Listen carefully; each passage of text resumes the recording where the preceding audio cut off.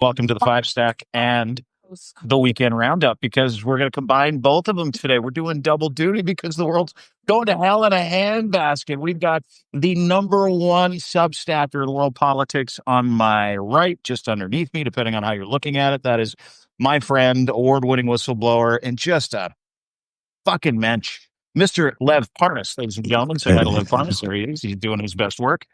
Passionately watched him go live after Trump's insane presser, which we're going to get to in just a second. And of course, that is my Substack Live partner, Zev Shalev. No one Hello. connects dots better than my boy, Zev Shalev. He does it from years past. So does Lev. We got dot connectors today. We got insane press conferences today. We got a federal takeover, Washington, D.C. We've got election reform to talk about today, which is not election reform. It's called election theft. We've got the Putin summit distraction. We've got it all happening. It all feeds into what happened today and what is going on now. Missed you guys too. Come on in. The water's fine. Come on in, because we're going to break some news. We're going to cover some news. We're going to talk about pure intention today, and we're going to talk about democracy and your place in it, because the dry run is over, Lev Parnas. The dry run is over. The dress rehearsal is done. Fascism in all its beautiful forms is coming to Washington, D.C. after ICE raids and all the bullshit that we saw in L.A. and around the country. They're going to take over Washington, D.C. We're going to get to Mayor Muriel Bowser, who's speaking right now. You're going to cover it. We're going to break some news today. What are you hearing, Lev? Well, where do you want to start today? Because you were on Substack immediately following this press conference, and you blew the doors off of election reform and distraction. Those are two of the main points that we want to talk about today, I imagine, right? Yeah, no, I mean, listen, I'm in shock of we'll see what's going on, because one of the things you're seeing, obviously, the dry run's over. He has, physically came in and now is not only taking over Washington, D.C., but he's already laid out the groundwork and told you what's next: New York, Chicago. It's interesting he mentions those cities, because those are the cities right now that are involved strategically of, helping, not only helping, but also involved with possible redistricting to fight the part of Project 2025, the election reform, where he's trying to steal actual seats in Congress by redistricting, places like Texas, places like Florida, Indiana, and others that they're, working on. So that's part of it, because this is where the intimidation, where, and also you already have the FBI, you have Kash Patel has already said that they're going to help out locate these people. And then you also have ICE now, which is, Trump's personal, Gestapo regime that's out there that basically, has no oversight whatsoever, that is also looking to get them. So the part of what he's doing in DC, and this is the major question, which no reporter has asked him, or pushed him on it. Yes, he's given an answer, but pushed him on it. Why? Why now? Yeah. Okay, even if you're trying to say that the numbers are bad, but with everything that's going on in the world, with everything that's happening, with the Maxwell, Epstein, Russia, I mean, you got tariffs, you got, all of this. You, in the middle of everything, you just stop and you send in the National Guard into Washington, D.C., which we know, what he said is a lie. It's not true. Washington, D.C. is not the worst place to live. There's lots of other states where he could have done that if that was his intention and that was his goal. But as we know, that's not his intention. That's not his goal. And again, that's not to say we don't want a safe Washington, D.C., or a clean Washington, D.C., or a clean capital. Absolutely, we do. It's the way he's doing it and the reasons why he's doing it and what he's using it for that is, the dangerous part, not the fact that the things that he's saying, because that's the whole strategy. He says one thing, does another, and the people out there, majority of our country, doesn't sit here, and this is why I say we need to grow our community and make it bigger and bigger, because majority of the people see clips. They see clips of a news release, and that clip they'll see of a news release is that Trump cleaning up Washington, D.C. And most people would be say, hey, that's a good idea. I want Washington, D.C. Just like he did with immigration. Just like he said with immigration, he kept lying, just throwing these news clips out there. So most people didn't even understand until now, until they're starting to feel it. Instead, they're starting until they're, now it's become, just think about it, we're living in a country right now that with between 6 degrees of separation, somebody knows somebody that's either been arrested through this immigration or being persecuted or hiding or scared. The whole world, the country is turned themselves up because of what he's doing with immigration. And this is now what it's all been leading up to, which is I kept telling you, and we've been talking about. It's called election reform, For part of weeks. Project 2025, part of the Stephen Miller. This is what, because it's all leading up to eventually 2026, when and if he needs it, he can implement it on a dime, just because he said so, because now we're already used to it, because it's already been done in LA. And this is the other thing I want to mention as I'm going through, because there's a lot of pundits out there screaming and yelling every time he threatens to do something. They scream there and say, oh, that would be the red line. People are going to bear arms, and they're going to go in the streets. And I haven't seen that happen. And he's been keep moving the line, because he sent armed guards into LA. Nothing happened. Now he's sending him into Washington, D.C., and clearing out, people off the streets. He's already threatened, and he's going to do it. My sources are telling me it's not an if, but when he does it in New York and Chicago, because that's part of disrupting their whole system. Because prior to elections, he sees strategically which cities and states that he's targeting and going into. So that's extremely targeted. But the other thing that really, really flipped me out is when I got a phone call, and I got found out how this whole thing went down, this whole emergency meeting with Putin and Trump, and how it played out. And it was just amazing, like, to see that how they literally, Putin told Witkoff, as simple as that, and say, hey, this will move the news cycle. Let's get a meeting going. And not about negotiating to save Ukraine, stop. I mean, today they bombed Ukraine again. I just wrote about it. I mean, Ukraine's being bombed every day, so there's no peace talk. And if you listen to Trump's words today in the press conference, which was so scary, is because he's telling you exactly what's going to happen. The deal, either Zelensky's going to accept a deal where, I mean, absurd. I mean, because now they're talking about swapping land.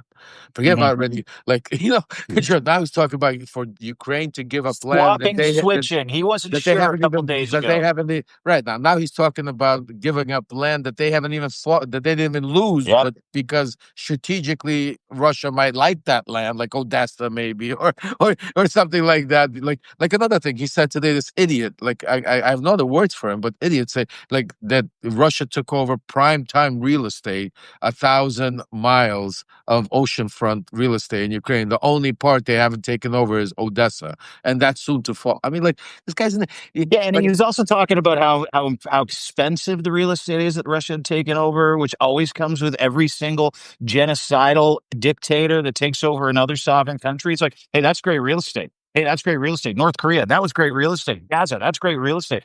Like, he's fucked in the head. Yeah, I Like, mean, even when he spoke about Canada, remember the beautiful line? Like, if you take off that beautiful great line, real like, estate. that's just such a beautiful part of everything. And he says it, I mean, and the scariest part, I'll tell you, with all of that said, listen, the fact that he's using Ukraine, and this whole thing with Russia is going to be a way for him to walk away from again from Russia, by saying he tried, blame Zelensky, that whole thing. Okay, we're already educated. We've seen this. We understand it. But the scariest part I saw today in him, because I know him very well, and that's why I came on and did that Substack, and that's why I'm going to say, look at each and every one of you out there. We have almost like 700-800 people, and there'll probably be several thousand by the time we're done. For those of you that come on late, you can replay it. We're going to me, Zev, and Dean are going to publish it later, send it out, because this message is extremely, extremely important. The fact that I looked at him, and so, when we talk about, we joke around, or we talk about, and we not even say, he has mental decline. Is he gone crazy? Or is he, what is he doing? And we've thought about a lot of theories. What I saw today really scared me, and that's why I'm sending the alarm bells that we need to unite. We need to basically go 10 times more, that if whatever we were doing, go the extra mile, push it ever harder, because we're at that point right now. Because what I saw in Donald Trump today was full blown, what's the right word? Insanity, meaning not insanity like in a way where, some crazy nut, but if you take a look at history, every dictator from Napoleon to these kings, megalomaniac, when they get to a point, even mobsters, when you get to a certain point of such power, they, even wealthy people, they go to some different level of perversion, of, no, like, I could get away with anything. And it's not dementia, it's not like a sickness from that standpoint. It's where you're really, I don't know what the right word is. Maybe we'll have, It's like a uh god complex almost. Like he's well, gone it's just so, crazy in well, his like, own bullshit. well, if you take a look at every, I mean, Hitler, all of them. I mean, Yeah. they were all narcissistic. They were all psycho. I mean, they all had. So he's at that level now, because you could tell the way he's talking, the way he's saying things, the way he doesn't care, even his language, the bullshit I mean, he's like, he's completely like at a point where I'm going to get, we're going to have it here better than any of these dictatorships out there. He's got that look in his eye, doesn't he? It's like that glint that makes him look a little bit crazy, a little bit possessed, and that he knows what he's going to do next. Everything he's saying strikes such a chord, because I think he's looking at his numbers, basically. He's looking at his favorability ratings, and he realizes they're at a very weak point. And so what he's doing with DC, he's appealing to that middle class, sentiment of feeling unsafe, that feeling of being under threat. He knows that the moms and dads out there feel that, and he knows that he can strike them with that. So by doing that, by saying that, DC is this overrun, criminal, homeless cesspool or whatever, he's able to talk to people in a way that he has not been able to reach in any other way except the immigration issue, as you pointed out. And those two issues are very, very, very similar. People don't like the homelessness they see in the streets. They don't like the criminal gangs they see in the streets, and they do exist in every major city. And everyone almost unanimously would agree that they want to get rid of them if they could. And so he's positioning the Democrats as being pro gangs in the streets, pro homelessness, and the Republicans as being pro safety and security again. It's a very smart strategic move for him, and it's one that's going to pay off quite well, because I think whether you like it or not, DC is not as safe as it should be. The homelessness problem is a nightmare in every major city in America. And the mistake Democrats may make here is defending homelessness. What they need to do is say, yeah, homelessness is a real problem, but who's the cause of that? It's the real estate developers that have priced everyone out of the market. It's the algorithms that have priced everyone out of the market. It's not the homeless people that are at fault. And we need to stop blaming the people on the streets for what has been caused by people like Donald Trump. And so that distinction is really important. But the truth of it is, this is going to work for him. He's going to take away the attention of Epstein for a little bit, it seems. And we'll be talking about, and this will be the thing that we're talking about. And then the same thing with this Friday meeting. Firstly, Putin is so smart strategically in terms of the news cycle. To come to America, to do this in Alaska, is such a slight in the face of everybody. I mean, it's just, here's the man who attacked American democracy in 2016, and now he's coming on American soil. And I bet you the first thing he's going to say is, well, we own this land, we own this state. We should never have given it up, and we want it back. When he talks about Alaska, opening up yet another territorial front that, we now, the West, have to defend against Russia's aggression. And so, it's incredibly disconcerting that the president of the United States would allow Vladimir Putin onto American soil. I mean, it's just unbelievable, knowing what we know about the attack on American democracy, about the constant corruption of our system by the Russians, by the attack on our capitalist system by the Russians, by Jeffrey Epstein, by Robert Maxwell, you name it. The fact that that he is coming to America, a war criminal, is coming to America. Is stunning to me, and the fact that Zelensky is not coming at all is also remarkable. Well, that's by design, too. And I want to kind of get to a couple of things, just to set the table here with Lev and Zeb. Welcome to the show, everybody. Really appreciate it. Don't forget, subscribe to thesegentlemannarrative.org. Lev Parnas. This is how we get together. Share this, hit that little button, and share this with people. We're going to kind of unwrap a couple of things. We'll get to the distraction on election reform. But he called it Liberation Day today. Just some short strokes, invoking Section 740 of the 1973 D.C. Home Rule Act to place the Metropolitan Police Department under federal control, officially calling it Liberation Day. He's deploying 800 National Guard troops. If you watched some videos today, you saw some of those National Guard troops literally standing there with their shoulders down going, what the fuck are we even doing here? And then he branded DC as one of the most dangerous cities anywhere in the world. That is entirely untrue. It is a dangerous city in some parts. in America, the crime rate is high, but it is at a 3-year low, down 30% since 2020 fucking three, because Muriel Bowser is doing an incredible job, as is DC City Council. He branded it as not only dangerous, but graffiti laden. He went after the graffiti today, gentlemen. He's like, there's just too much graffiti, and the medians in the road are no good, and there's crime, and everybody's getting raped by migrants. But then it went off the rails, Lev. Like, I watched Ash Patel, who, by the way, is probably an Ewok. I watched Ash Patel stand there screaming into the camera, and then Pete Hegseth screaming into the camera, and then Janine Pirro. And they all kind of said the same thing. These are three highly unqualified assholes, and Pam Bondi, too. Not only lie about the state of crime in the city of Washington, D.C., but also tell everybody, you're next. We're coming for you. If you're homeless, basically, fuck you. And we're tired of your bullshit. And then she said, not only are they going to take over D.C., Pam Bondi's now in charge of Metro Police in D.C. She then went into a diatribe, which is unbelievable. If you think about it, she's an ambulance chasing lawyer who's in charge of DC Metro Police now. But then she went into a diatribe, as all three or four of them did, about how if this none of this would be possible without Donald Trump. Looking at that as a distraction, I find it hard to believe that those 4 or 5 dimwits could have come up with this plan to change the script in the face of the Epstein thing and start the whole process of instituting a perceptual problem in certain blue states and cities. Because this is 2 birds with 1 stone. This is election reform and distraction, is it not? Well, 100%. This is part of right now the full push, and I mean, and Well, you some can't tell me these idiots came up with it.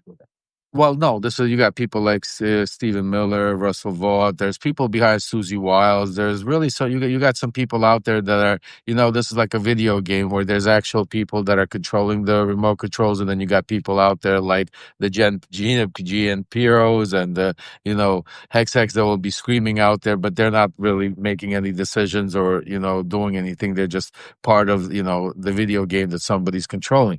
But see, this is part of again what did they do with immigration? They made it, if you listen to immigration, yes, did we have an immigration problem? Absolutely. But we didn't have 20 million people and all of them criminals and all of them asylums. He used that and they used that, pushed that to, what did they do with that? They took away some of our constitutional rights by going out right now. And we have all of these concentration like camps as Alligator Alcatraz. We have people being grabbed off the street. Why? Because they put the fear in the God of the United States people that we have a major immigration problem, multiplying it by like 20. They're doing the same thing right now in Washington, D.C. Yes, Zev is right. Each city has their own problems, some worse than others. But like you said, Dean, the Washington, D.C. right now is at a 30% low compared to, and this is why you say why Washington and why now and why make these, what's it called, major pushes towards what you want to do, because it's all part of show his authoritarian power. And you're right, it's part of distracting, because A, he's distracting. B, right now he's actually going in there, and right now this is a test run to what degree they're going to be able to push it. Because listen to some of the things they're saying, and let's understand, let's break it down for a second. When they turn around and say they are currently right now getting rid of the homeless people in the parks and in the streets. So let's stop for a second. And if you look at that as just if you were running around all day and you saw this someone run across the screen, you say, "Hey, great idea! Clean up the street, homeless people." But what is their plan? Where are they taking these homeless people? Mm-hmm. Where are they bringing these homeless? They're not telling you that they're pushing them out to a different area or somewhere else, because they're not, unless they're disintegrating them. I mean, getting rid of them, throwing them concentration. What are they doing with the homeless people that they're getting rid of? Because nobody's come up with an idea. Because if you have an idea of how to clean up this park with homeless people and make sure that they're okay, great. We're all for it. What's the plan? Where's the plan? Why isn't somebody up there saying, okay, this is what we're doing. This is what we're going to do with homeless people in the area, and this is how we're going to get it? Part one. So they're not telling you what's happening. That's going to be another story. I'm worried they don't start throwing them in concentration camps because they're homeless. They're the worst of the worst. Now you got step two. You got the crime. What I heard today scared me more than anything because you had Judge Janine there, that little twerp of her that I know very well, standing there pounding her chest, talking about. I mean, just think about what she was saying. She wasn't talking about so much as crime and the level. She was more upset and concerned because, like I tell you, folks, follow the ball. She was more concerned about that she doesn't have authority over 13, 14, and 15-year-old kids that commit crime. That's what she's upset about. She's upset about that, a 13-year-old kid there that shoots somebody. And again, I'm not justifying 13-year-old kids going shoot. Absolutely bad. But heavens been, have a 13-year-old get into her hands in the courtroom because that's it. It's like, let's execute our 13-year-olds because the next thing they're going to do the death penalty. I mean, so this is the society we're pushing, and this is what they're pushing to. And if they can get away with this experiment or test run right now, because this is all being set up, guys, for the big one, 2026 elections. Because the second he feels or the second he gets word that they're losing or this is going to be a bloodbath, which we all anticipate and hope and see and it's coming, that is when all of a sudden there is an attack that's coming from some terrorist organization, some internal, whatever that is. Here comes martial law. We stop the elections. Here we put all of this in place, and here we go, folks. And that's my biggest fear. I hope I'm wrong. I hope we never see that. I think you're right, Lev. I think you're really right. I wish I'm wrong. I hope we have like some kind of somebody that stands up and somehow we get to a point because this is why we're here, Zev. This is why we're here, Dean, because we're sounding the alarm bells for everybody, so we could keep the voice, keep somehow try to save the money. Because if he gets away with it in 2026. I hate to say it, but it's over with, folks. Because who does the protest cleaning up if there's a big protest? If there's a big protest the size that we could anticipate, if his ratings go very low, it'll be the DC police that is in charge of controlling those protests. And he said it today in the press conference. He said it himself that he sees the police restrained because they aren't allowed to do anything. He says to quell any riots or any of the protesters. He says, well, he'll let them do whatever the hell they want. I think was his exact quote. Whatever the hell the police want to do to quell any protest. Whatever the hell they want. So this is the intention of this president, is to make sure that any protests against him, any uprising against him, any national civic response to him is going to be crushed by the police. And he now has control over that police force that is going to be doing the policing of that event. So, and if he's going to do that in other states, look at the cities he's chosen: New York, LA, Chicago, Portland and Oakland. Portland and Oakland are some of the biggest protest cities in the world, in America. So he's absolutely positioning himself, knowing that the numbers are sliding, that his favorability ratings are sliding, that people are going to get more upset with the reality of all these cuts that he's taken to all these budgets, and the reality of life under Trump really cements itself. Then people are going to start getting upset, but they're going to be met by this police force that is controlled by Pam Bondi. But he's trying to trigger that, though, right, boys? Like that's what this is. This is an attempt to try to trigger some kind of response, to goad people into some kind of physical response, or is it just he wants to have the perception of him federalizing a city and taking it over and cleaning it up? He's using crime and homelessness as the reason, which people will accept as a good reason to do things, but he's using that as a reason to get a police force that can crush dissent.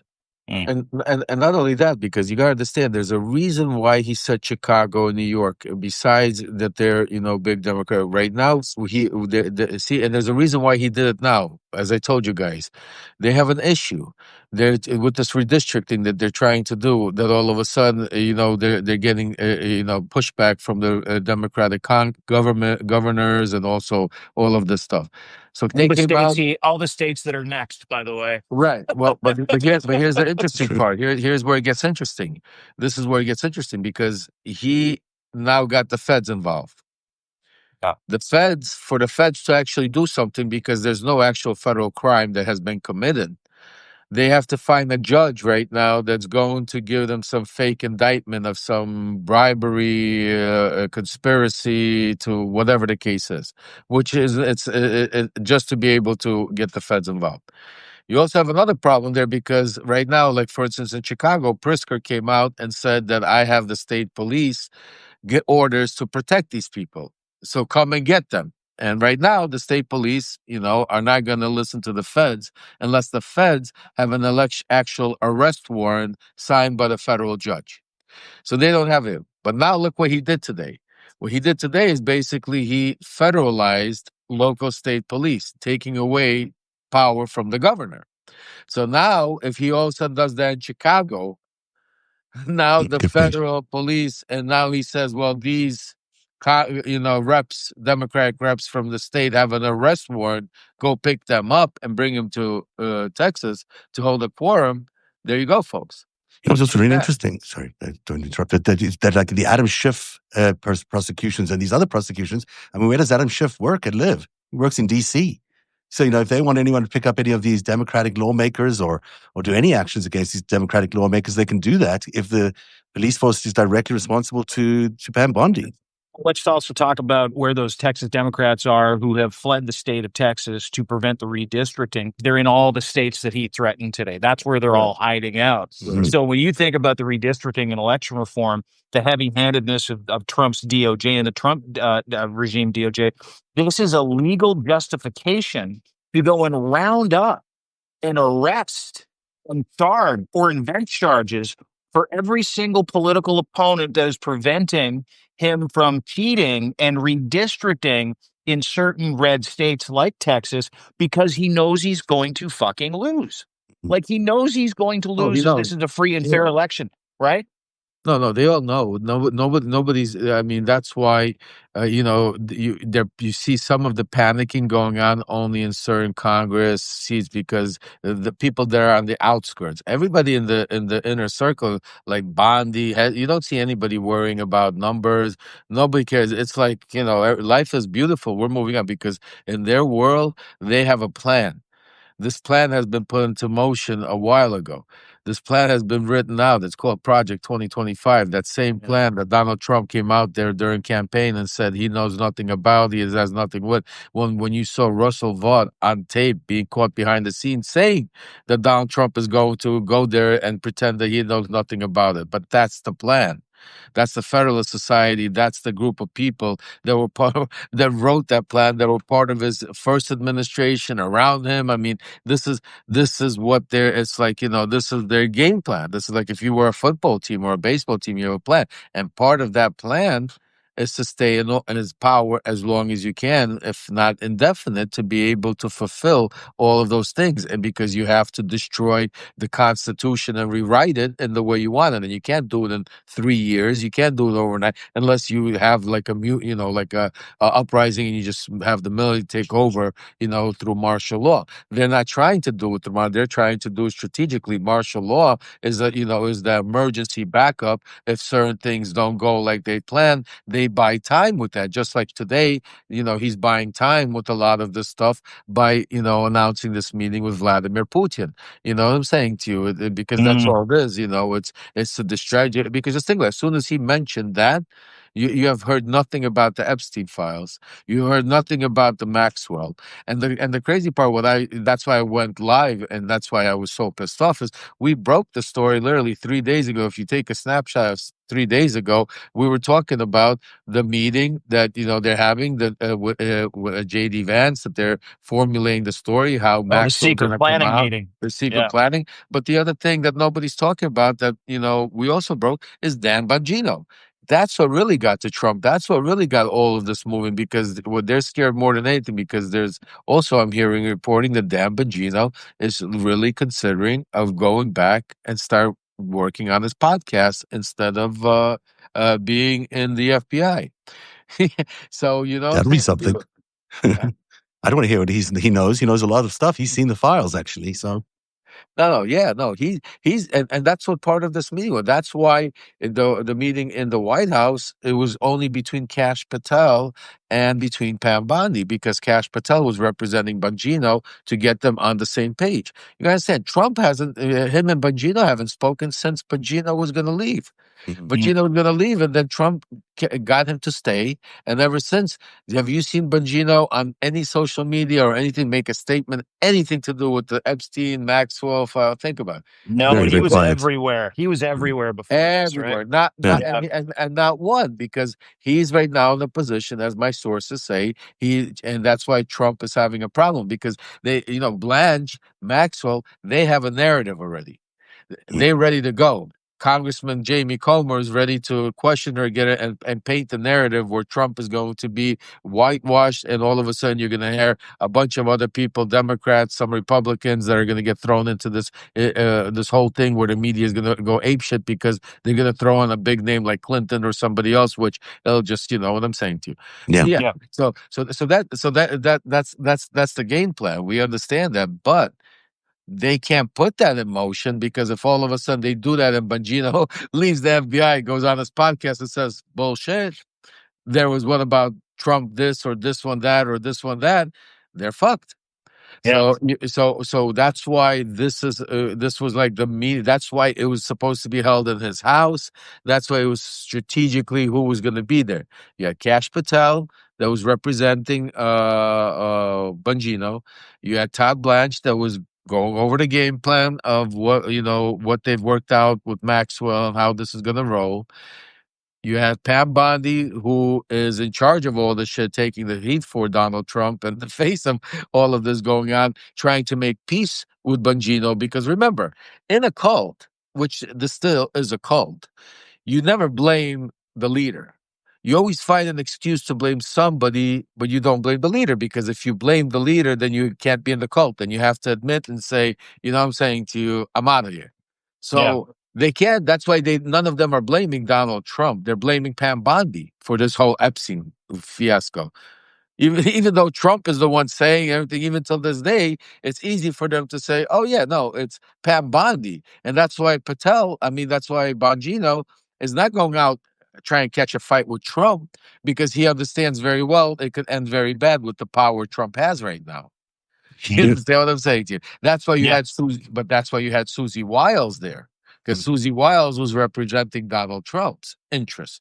It's like a business corporation, folks. I can't explain to you of what they're trying to put together right That was now. amazing reporting you did, actually, on Bongino and that meeting. It was really insightful because, in fact, you could see it play out over the weekend when we heard that Ghislaine had said that, she saw no wrongdoing by Donald Trump, which is such interesting terminology. So she saw no wrongdoing, because she knew a lot of wrongdoing if she didn't see any, although I'm sure she did see it as well. Under investigation, under the light of investigation, I'm sure we can find out a lot of stuff that she had seen Donald Trump do, both in the realm of the assault of children and young women, but also in the realm of the financial crimes, which is something that I've been focusing on narrative, which is such a deep rooted part of this whole operation, was to corrupt American capitalism, to detonate American capitalism from within and bring it down. This was a KGB strategy. And,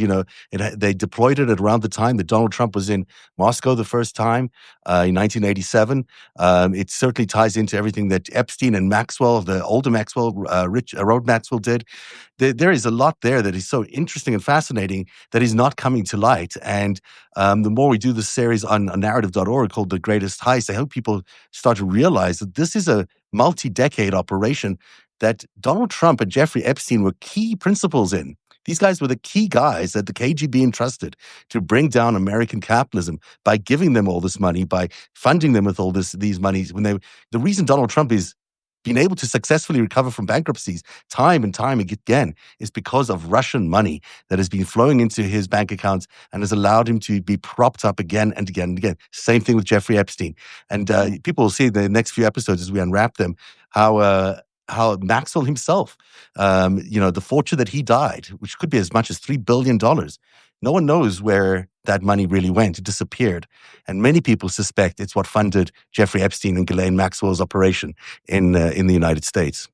So, I want to lean on that just for a second, because what we're doing is unwrapping a really stinky geopolitical espionage onion is what we're doing right now. Good. And Lev deeply involved, obviously, with the Trump regime back before they became the Trump regime, when he was pretending to be in the Trump admin. You obviously know people on the inside too, Lev, to back up what Zev's saying in terms of the decades-long operation.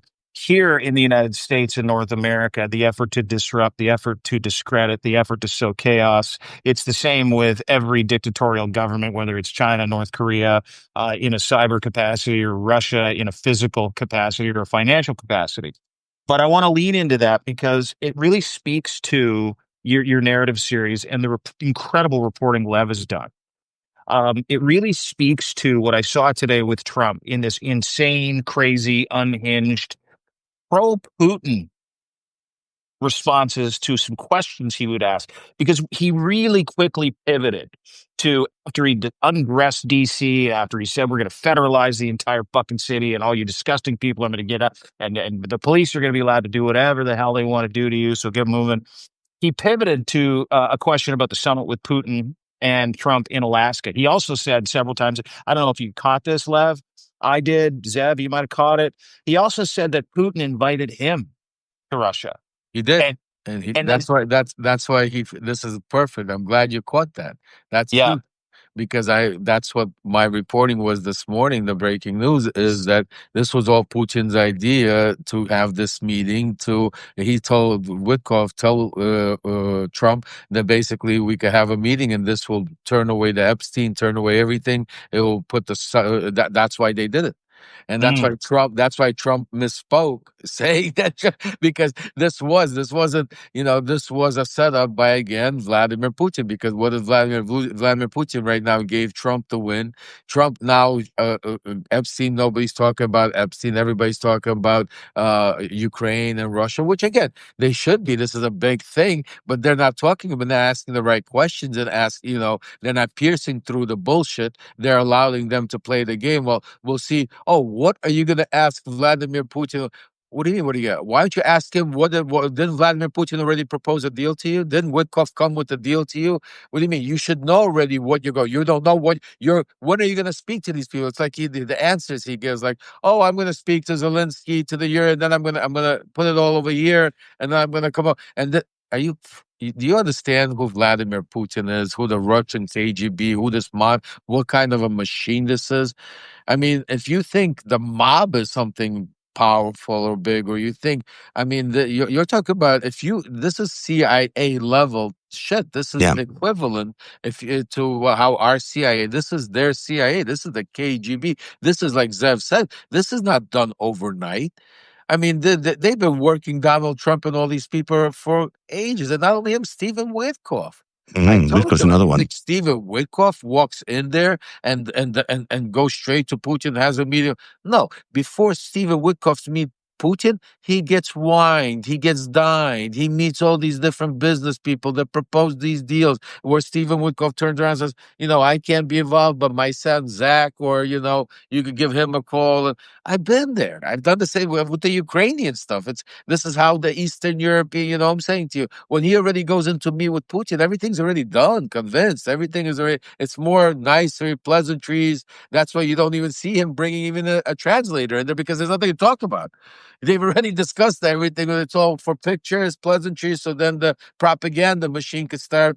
That's why they're even reporting that he doesn't even understand, that Witkoff didn't understand what Putin said to him, this plan, that plan. It don't matter what plan. They don't care. Witkoff don't care what plan it is. It's true. It's true. It's like land stopping, whatever. You do whatever you want to do. Something interesting that I wanted all of you to pick up on, because watching what Trump said, he said something very interesting that a lot of people didn't pick up on, that showed me the conversations that him, Witkoff, and Putin, how this whole thing, how Trump is even thinking, because I know all of them very well. He gave you guys a story about how that Putin could have taken Ukraine in 4 days. The reason why he didn't do it in 4 days is because the general that was running the invasion, instead of taking the highway or the streets, whatever, I don't know what the fuck he said, but he said something, instead of doing that they decided to go through the village, which was Bucha, Bucha village that they massacred. That, if you listen to me and Alex or Alexander, we're talking about something, it was the biggest genocide, I think, you could, the way they did. But anyway, So because the general decided to go through Bucha instead of go through what's it called, the tanks got stuck in the Mud. mud because it rained before. So, but it wasn't even that. Not the fact that he knew that story, and the story was from the Russian point of view of why to make it look good. So you understand that this was a story he didn't get it from Putin. He got it from Witkoff. This is the shit that is being read. So this is the time when Witkoff is sitting with Trump. He's like, listen, Putin could take them at any moment. The only reason this is what happened. These tanks got stuck. Excuse me. Then he makes another interesting smirk. With that, he has a smirk on his face, and this is why I say I'm worried and scared that he's already gone to the dictator mode where there's definitely no coming back. But we need to stop this quickly. Is the second right after that he said, knowing Vladimir very well, that general is no longer around, like this. Did you see Pete Hegson's smart smirk too? Did you see him smile? Like that's what I'm saying to you. Like they're like, yep, that guy's gone. He messed up. Because of him, they messed up. And then he went on to say some other things because Trump says, I want to break it to you guys. But he kept mentioning the javelins. So let me tell you a little story about those javelins. Donald Trump in his first administration, he memorizes certain scripts that keep saying him, and this is one of them. He memorized that Obama gave him sheets, and I gave him javelins. Well, me and Donald Trump, if you guys have time, go to a recording that's out there on the internet. You can Google it, Lev Parnas, Donald Trump dinner recording. It's like an hour and a half, but there's a part of there where we talk about javelins, Ukraine, and stuff like that. And it's interesting because Donald Trump at that dinner, we talk about because that was a time when they just started sending javelins, where he approved the javelins to Ukraine. So it showed that he didn't even know that it was approved. He didn't do it. Somebody in his administration did. That's how things worked in the first administration. Because at that dinner, you'll see the conversation go where I say something like, "Thanks for Ukrainian people are happy that you're saying." He goes, "Javelins? What javelins?" And then you got Don Jr. And then you got Don Jr. jumping into the conversation. "Hey, Dad, you authorized the javelins," and he's like, "Oh yeah, I gave him javelins." And then Don Jr. says that phrase, "Obama gave him." And he fucking remembered it. And this isn't going back to this is May of 2018, guys. Yeah, just going back to May of 2018. 7 years later, he still just said the same thing. Like, I gave them javelins, the tank busters. And so you could tell that his talking points. And then the other thing he said today, this was another thing, Zev and Dean, that is extremely, because I know you and Olga have this show. I think this is something important I want to point out to you guys also when you talk to your subscribers. Very important. Is he already gave you the outline of what's going to happen at this meeting. He said something very important. He said Zelensky has to be prepared to swap. And again, we're not even talking about giving up the land that they're fighting for, they lost. Well, he's talking about swapping land, actually, that they didn't even fight for, or that they're not winning. Like, for instance, Odessa. Let's take Odessa, for instance. Let's say strategically it benefits, obviously, Russia to take over Odessa. Of course. Because they'll say, okay, well, we'll take Odessa and we'll give you the entire Black Sea front. Why not? Right. You know what I'm saying too. Yeah. So he knows already that Zelensky responded, and they understand just through all these conversations that there's no way Zelensky, but he embarrasses him by saying like, oh, Zelensky has to go get it from his, constitution. Well, it's 88% poll that people want to starts throwing bullshit Russian propaganda polls about how just all that conversation was all Russian propaganda talking points that Steve Witkoff probably loaded him up right before, like, getting ready for his meeting. And I could even see it happen because I used to be that Steve Witkoff. I used to be that one talking to him the same way with him and Rudy and all of that. What's it called? And then having him, and the scary part is he said it. He goes, and if Zelensky doesn't come around to it, then I might have to just walk away. Yeah. So he said, good luck, he said. Good luck to you guys. Best of luck. Yeah. Yeah. And that was the best part. He didn't say I'm gonna wish Zelensky. He said I'm gonna wish Putin. But if I can't cut a deal with them, then I'm gonna leave and wish him the best of luck. Continue the war. to Putin. He's going to wish him the best, just like he did to Maxwell. He wished her best of luck also. I mean, this idea that brazen shit. It was brazen shit, and you can read between the lines. Sorry, Zev, I don't mean to interrupt you. I'll let you go here in a second. To Lev's point, it was a brazen attempt to whitewash, legitimize Russia, and you couple that with a couple of comments. One specifically from Matt Whitaker this week, who's like, "Hey, Russia's earned the land that they've stolen." Like Russia's earned it. So like Trump says it also. Trump says it also. Trump says it. He says they fought hard for it. Many people died. And he also keeps saying that they could take it all. That basically he keeps trying to threaten either Ukraine or us or somehow part of the fear mongering that he does with the immigration here in the United States. Now he's doing with the homeless and in Washington D.C. and the crime. Same thing here. He's basically trying to threaten and say, "Hey, Russia is going to take it all, and I'm going to allow him to take it all if we don't cut this deal." Yeah, which is not true, of course. So the Ukrainians are doing a great job of fighting back. This idea that they could, wander in there and be freelance, basically make up a peace deal on the fly is what he thinks he can do with Vladimir Putin, which of course is not how these things work. Most times, as Lev points out, these things are worked out well in advance. People come together and the very end for the photo op. The idea that he thinks he can walk in and read Putin's posture within 2 minutes and determine whether there's a deal in the making is just bullshit. Putin is going to play him like a fiddle. And the United States is going to be embarrassed by absolutely everything that happens this Friday, because that is exactly why Vladimir Putin is coming to America, is to embarrass Donald Trump. And he played him into this. Like, you talk about everything being done. This is done. Like, he's played him into legitimizing him by bringing him onto fucking U.S. soil. This is a fucking terrorist war criminal. And sandwashing it by bringing him here. And to your point, Lev, and to your point, Zev, I don't expect a peace deal out of this, because not only is Zelensky not there, he hasn't been invited. And he's like, and there was this story that came out. I don't know if you guys saw this week. Story came out. It's like, the White House is considering inviting Zelensky. That was bullshit. No, that was fake, and that's why another thing I'm glad you mentioned it to all our subscribers out there. Unless you see me, Zev, or Olga, or someone or us going out there saying 911, this is breaking news, don't follow what the media is saying, because that was a specially leaked thing that supposedly Zelensky was going to be there, because Zelensky was out. Trump even came out today and said, "Oh no, if he had 3.5 years, if he couldn't have fixed it, why would you want Zelensky being there?" He wasn't. This was strategic. They're planning to be able to take the news cycle and change it. Keep your eye on the ball, folks. I'm going to tell you that. Yeah. Sorry, go ahead, Zev. Yeah. No, go ahead.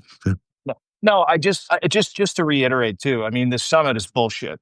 We know it is, because there's the other than Russia, the main combatants aren't there. Zelensky's not there. The other half of this invasion and genocide of the Ukrainian people is not there to be able to say, yes, I will agree to this peace deal. Number one, but number two, and you said this today, and I want to follow up on it with you, Lev. You said this today. Expect lots of news and fireworks, but expect no peace deal. Because this isn't about a peace deal. Russia and Trump they know, like Putin and Trump know, they're not showing up to Russia to do a peace deal. This is an op where they're going to continually change the news cycle, continually scare the shit out of people, and give others the world the impression that Zelensky is not interested. That's why he's not here. Can I answer that question before you jump in, Lev? Because I just want to point out two things.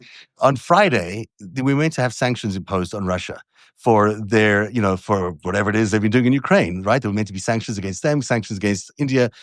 Where are those sanctions? Why have they suddenly been dropped? What happened between Friday and today that has allowed them to now push these sanctions back and now have these cordial talks on Friday in America, in Alaska, on American soil? That's one thing. The other thing that happened this weekend, of course, is that Maxwell was out there saying Trump did no wrong, exonerating the president from doing any wrongdoing. Now, last time I checked, she also worked for the, the Israeli military intelligence and for the KGB, like her father did, and like Jeffrey Epstein did. So wait a second, is this just another op? Where you're saying we'll take sanctions off. You'll say that Trump did no wrong, and we're off to the races, and we get to decide what happens in Ukraine. Well, it gets even more interesting that I'll even add to it. How about the fact that literally, why did Witkoff go to him? See, we were even forgot why was Witkoff summoned. I wrote about it. I broke it. He was Mhm. summoned there because remember, Trump all of a sudden went at it with Medvedev and sent nuclear subs to Russia. We don't even talk about that. What happened Right, to the remember that? nuclear Yeah. subs that Trump sent over to Russia? Remember that? Very Mhm. strong. Yeah, He 2 he weeks was ago. going Last to, week. Yeah. we got nuclear subs. So the next day afterwards, he imposed 25% on India, as we spoke about, because it was all about all of that whole 10 days was nothing to do with Russia. It was because he was negotiating with India, because the secondary tariffs had to do with China and India, the two countries that he's having issues with the tariff negotiations. When he did punish them, Woodcock was there, and it was not to punish Russia, but he punished out India 25%. Today, he even forgot what it was. He called it 50%. But like you said, there's no tariffs going anywhere. Meanwhile, Russia's supposed to get tariffs. They're not getting no tariffs, no sanctions. But here's the interesting part, and this is what another thing I want to mention is that because when you guys do your reporting, do a little look into it. Trump mentioned today Nord Stream 2.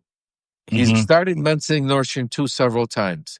Everybody, all the pundits are there talking about, no, never going to happen. Nord Stream 2 is dead. I keep talking about it, and me and Alexander keep saying that our sources are saying that the conversation that Witkoff and Trump and Dmitriev and Putin are pushing Nord Stream 2, pushing it through where, the U.S. will be part of controlling the energy market going in these terms, which would not happen, but this is part of the conversations that are happening.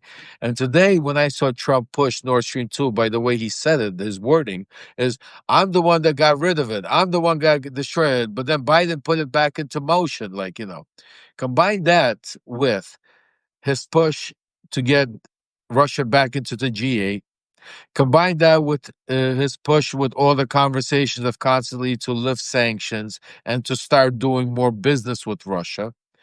Combine that with, this constant talk of minerals, oil, and Russia's rich and has all this stuff to give, what's it called? What I'm worried about is that, and I'm still waiting to hear back from some of my sources on where this is headed. But the summit is definitely, there's no deal out of it coming out that Ukraine could possibly take. I mean, that's factual. There's nothing that, because Russia's come out prior to even going there, said that, we're not, we want to take over all of Ukraine. I mean, it's just a crazy that, most people don't even know all the behind the scenes. So they hear this, the summit happening. What I'm worried about is that Trump walks away, and this is the plan, basically allows it, starts legitimizing Russia, lifting sanctions, allowing them to continue the war with Ukraine, stop, screw up NATO with, delivery of weapons so this way Ukraine is constantly, just like he's doing, doesn't have it, and start slowly but surely or quickly, because in Trump's world, I mean, there is no slowly. I mean, overnight, he could lift all the sanctions and start doing business with them and, having trade. I don't even know what trade we'd have with Russia, but start doing, international trade. Mhm. Yeah, it's a warm up. It's like a warm up show, right? For the ultimate goal, which is to turn his, decades long partnership with Putin and his newfound friendship and love of dictators into what he really wants, which is complete control. It was one of the things that I laughed about every time he talked about the guy in North Korea, Kim Jong Un. He's like, yeah, it's amazing. They just stand there. They can't, like, that's what I want. I want that. I want those people to worship me. I want complete control. This guy's got control over everything in his country. Right. And now what he's doing is he's actually doing an effective job of it. Because to your point, Lev, nobody reads anything below the headlines. They look at the headline and they go, who doesn't want peace with Russia? Wouldn't that be great? Who doesn't want the end of this war? Wouldn't that be great? But in no uncertain terms are they arriving at Russia for this fucking summit for a peace plan. This is about energy. This is about collusion. This is about a geopolitical shift. This is about authoritarianism. This is an update with Trump's mentor, is what it is, where they're going to sit down and they're going to strategize and they're going to come up with the narrative and they're going to walk out and they've been doing it for 6 months, guys. They've been trying to warm Americans up to it. I'll give you a better one. I've been to these meetings. this it's not going down like this. I'll tell you exactly how it's going down. I wish if there's a flaw, the reporting comes out, you heard it here first. All of that's been negotiated between Kirillov, Dmitriev, Witkoff, and others. What's going to happen at this meeting is going to be so much ass kissing from Putin to Trump, and so much flattery, and so much talking about how the media is going after him, and talk about how this whole Epstein thing is bullshit, and he'll probably even maybe bring him some kind of information that the KGB might have to benefit and help him with some of the shit that he's fighting with, like to get his own stuff like that.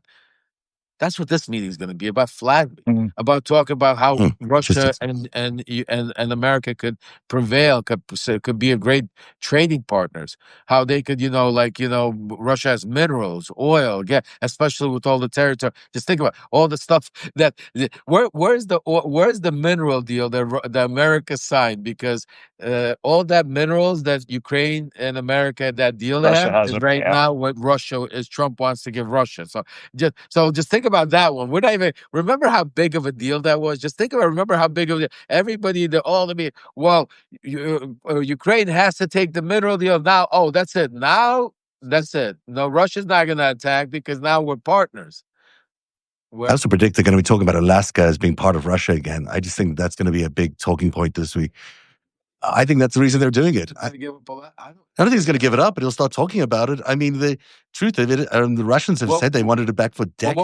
What would he get back? What would Trump get back? Who knows? He'd probably make a bad deal and give it up for nothing. But he's going to. Maybe the only copy of the P tape. He might get that back. He might get the real Epstein files. He might get that. It's wild doing these with you guys, because when we sit back and we dissect, read through the language with someone like you, Lev, who's been in those rooms, who knows these people, who knows their intentions, and you, Zev, someone who spent the better part of a decade uncovering, connecting dots, pulling back the veil. It's so easy for me to believe all of this. And I put out a thing about the things I believe about Trump on social media the other day that went, really good one, like mega viral. And then I'm like, people are like, thanks guys, the conspiracy theorist, you're conspiracy. I'm like, okay, I'm going to go hunt for receipts and evidence, right? And as I'm putting this together, remind me of our conversation, which was why I was really excited about today, because mainstream media is not giving you any of this information for a very specific reason, whether they're scared of Trump, they're in cahoots with Trump, whether they just love the clickbait. But this is on. It's happening. And people like Lev and people like Zev and conversations like this have to be shared. We have to grow this community. This is, as you pointed out in one of your posts today, or one of your Substack lives today, Lev, this is the resistance. Is not just the information, but it's being able to sort through the information, because so many people don't look past a headline. They don't look past a tweet. They don't look past a note. All they do is go, oh, that's great. Because what Trump is really good at, and his team's really good at, like they did in Washington, like they're doing with Russia, is attaching some kind of hopeful end to something that most of us can identify with, right? Peace between and the headline. Yeah, absolutely. So, it's been amazing to be able to kind of sort through this kind of shit with you guys. And the last question I have for you is, on a scale of 1 to 10, how box drunk wine was Jeanine Pirro in that presser today? I was thinking the same thing. I don't think she was that drunk. I think she was like at 5. I think her and Hexeth both go to drink afterwards. They have the press it, then they drink. You guys want me to give you a little quick, before we go, little story time with Love with Jeanine Pirro? Yeah. Let's hear it. Let's hear it. Of course I do. All right, so here we go. I'll actually I'll post some of these pictures or videos also on Substack when I have some time, because this is not extremely important, but it's a little funny. So 2018, when DeSantis was running for governor of Florida, and for those of you that know, I introduced him to Trump. We were part of it, made that whole thing happen. So me and Don Jr. were holding an event for DeSantis in Florida. And simultaneously, Judge Jeanine just wrote her book that came out that day. So she came to the event there, and she was promoting her book while, and when I say she had a little too many, that would be on the easy side. But there's another person that had a little too many that day, was my partner Igor. my partner Igor also had a little too many. And all of a sudden, I'm taking a look in the corner and I see Igor has his hand around Judge Janine and they're very lovey dovey. Like, you know, I was like, next thing I know, I get a tap on my shoulder from Judge Janine's assistant. And Yeah. she like comes up to me and she's like, listen, can I have your credit card? Yeah. And my credit card for what? She goes, your partner said you're going to buy 10,000 books. I said, I'm going to buy 10,000 books. I said, I are only you need crazy? one. I only I said, are need you one. crazy? Are you crazy? Make a long story short, they were both so drunk. I don't know what Judge Janine did or said to Igor, but we ended up buying 100 books. Oh, it's good negotiation. Down from 10,000. Okay, last We ended up buying the very last question I'll ask is if you know Don Jr. on a scale of 1 to 10, how poked is he all the time? You know, I hate to say I have to be careful the way I say things because of my platform. You know, not to be able to let them give him a chance to distract. I have not personally seen him do it, but with that said, okay, there have been lots of people in even in the super PAC and the events that when we had events that you know the conversation about watching were two people. That was Don Jr., but you couldn't get him not to go because he was, you know, president's son. So you had to be careful, watch him. But there was also another, Matt Gaetz. And Matt Gaetz was not allowed into so so I'll let you guys read into, you know, what and you know how, you know, what they are. But those were the two Well, people that were like, you know, on the watch list of all the supervisory, you know, the events and yeah, parties. keep an eye out. Make sure this guy doesn't get out of hand. Yeah, Also, it's a good one. the biggest pupils of anybody in Trump's orbit. Lev, please, ladies and gentlemen, go and subscribe to Lev. Nobody, and I mean nobody, is doing the work that he is doing, not just, like, as I said, connecting dots, but truly bringing you behind the scenes, uncovering the truth, getting behind, you know, even the veiled, you know, bullshit in the White House, sucking that information out so that you can be informed and you can be affirmed. You're not crazy. What you're seeing is what's happening here. And subscribing to people like Lev, subscribing to people like Zev, narrative.org, at Lev Parnas. That's where you can find both of these fine gentlemen.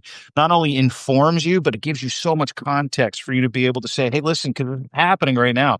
Am I going crazy or is this bad?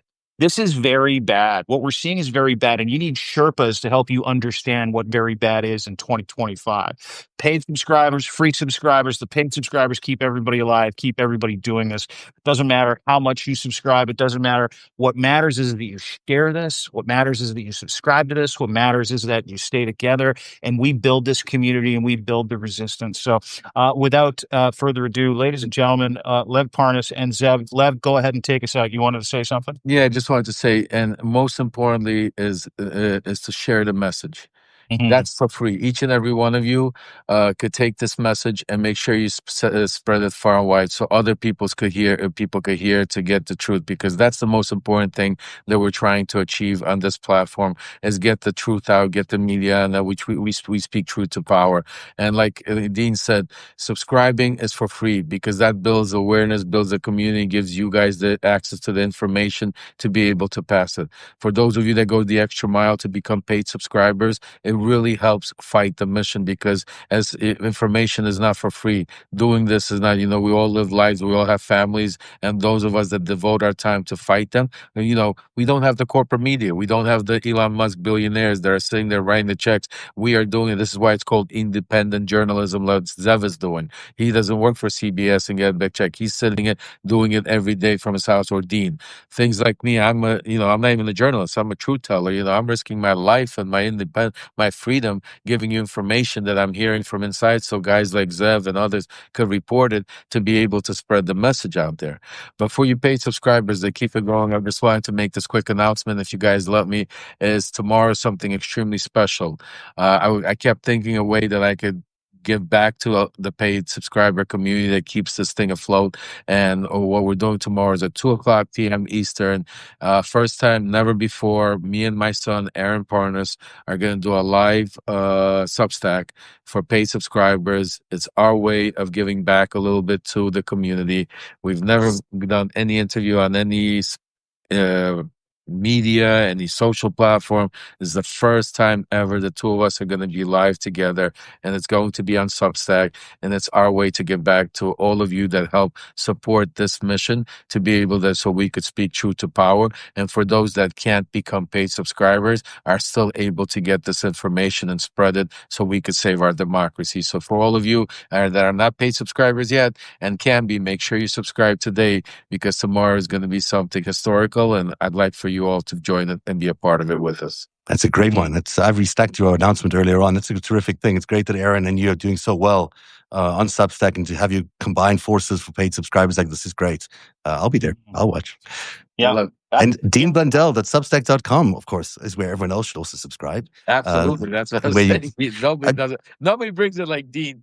Nobody. Dean's one very special guy, most talented guy in Canada and America. We'll still have fun if we do this, gentlemen. You know that. I can't just rip through all the serious shit. I have to ask about Janine Pirro's box of wine, drunk scale, and Don Jr. for time to time. I apologize. When I first met Lev, and I'll let everybody go after this, I'm like, hey, what did Giuliani smell like? Disgusting. The thought of that. But guys, go subscribe. And I still never forget between this cigars and the booze. I don't even want to give you my. Yeah, you know, I went camping once for 3 days and didn't shower, and when I came back, I probably smelled a lot like him, but in the hot summer Tucson heat, after having 16 bourbons and a glass of 16 bourbons and a cigar. So I can smell him from here because you described it so well in our first Lev Parnas. Triggering. It bothers me. Lev Parnas at Lev Parnas on Substack. Subscribe. Follow. I'll be watching you and Aaron tomorrow. And I can't wait to catch up with you again this week. We're around, and Zev and I will be back with the 5-stack tomorrow, 3:00, if I'm not mistaken, right? Big Correct. Right after Aaron and Lev do their thing. So we'll check you out then. Perfect. All right, guys. Have a good one. Great seeing you guys. Bye. Bye. There you go. Lev Parnas, Zev, Selev, two of my favorite people. Oh, sorry, I'm a little off to the side here. We got about 1,500 of you sitting around watching this, kind of suffering through, whether you're in the United States or Canada. It affects everybody. This is a North American issue. This is a global issue. Thank you very much for joining us today. We appreciate this. You know, Substack is my new home. It's where I exclusively do most of my podcasts. Sometimes I make a little noise on Twitter, but that's not a community. That's just a bot-run agency full of mouth breathers and maggots. So, having said that, the fact that you're here, the fact that you subscribe, the fact that you join us, the fact that you feel affirmed by us, and the fact that you give us your time, and I say this a lot, is one of the most humbling parts of being able to communicate with you on a daily basis. Free or paid, doesn't matter to us. But what I thought I would do is give everybody a nice little thank you gift for making this community and this Substack overwhelmingly, a place where I spend all of my time. And your support has not only given us the ability to be able to continue to do this on a daily basis, keep you informed and help you read through the tea leaves. Your support has made me very, very grateful. So paid or free doesn't matter, but the gift that I'm giving everybody and to say thank you is 50% off annual subscriptions for life right now. You can go to my Substack and you can get one of those annual subscriptions, never pay more than 50%. And you get full access to not only the chats, but some of the paid sub exclusives like the Q&As. We're going to start doing those again.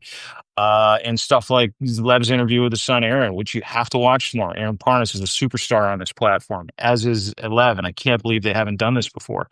But you're going to probably hear some things tomorrow that are going to be incredible, where you talk about a father and a son that have been on this incredible journey, and they're both now on the same team, on the same side, blowing whistles, helping you understand what's truly important to Americans and to North Americans and to stand up for democracy. So thank you again. Thank you to my friends for joining me. You are my friends. Lev and Zeb are my friends. We're standing up for democracy, and we're trying to make sure that you don't feel alone in this process. From Canada to America and around the world, my name is Dean. Have a great day. DeanBlundell.substack.live.